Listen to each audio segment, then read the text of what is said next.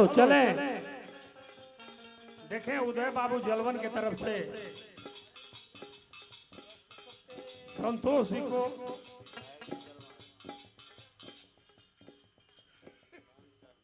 देखिए हर गांव में कोनो न कोनो आदमी को उपनाम होला। उदय बाबू जलवन उर्फ विधायक जी, इनके तरफ से अभी सभी कलाकारों को पुरस्कृत करने जा रहे हैं, जिसमें संतोष जी को इन्होंने 500 रुपए का पुरस्कार दिया।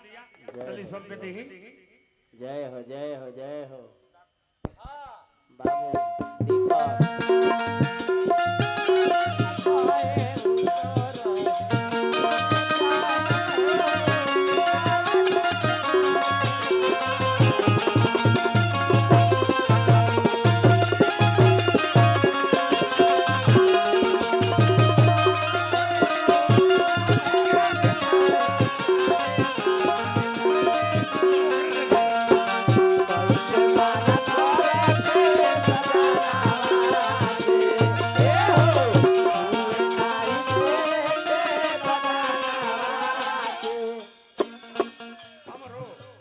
देखिए हमें भी 500 रुपए का पुरस्कार मिला और सभी कलाकारों को उन्होंने पुरस्कृत किया, जिसके लिए इनको बहुत बहुत बधाई, हार्दिक अभिनंदन पूरे समाज की तरफ से, पूरे ग्रामीणों की तरफ से।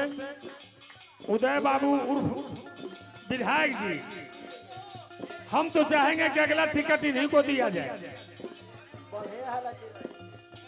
हम लोग को भी मतलब ये समझ लीजिए कि हम लोग भी तेजस्वी के दरबार में, लालू जी के दरबार में, राबड़ी जी के दरबार में हम लोगों को भी लोग जानते हैं।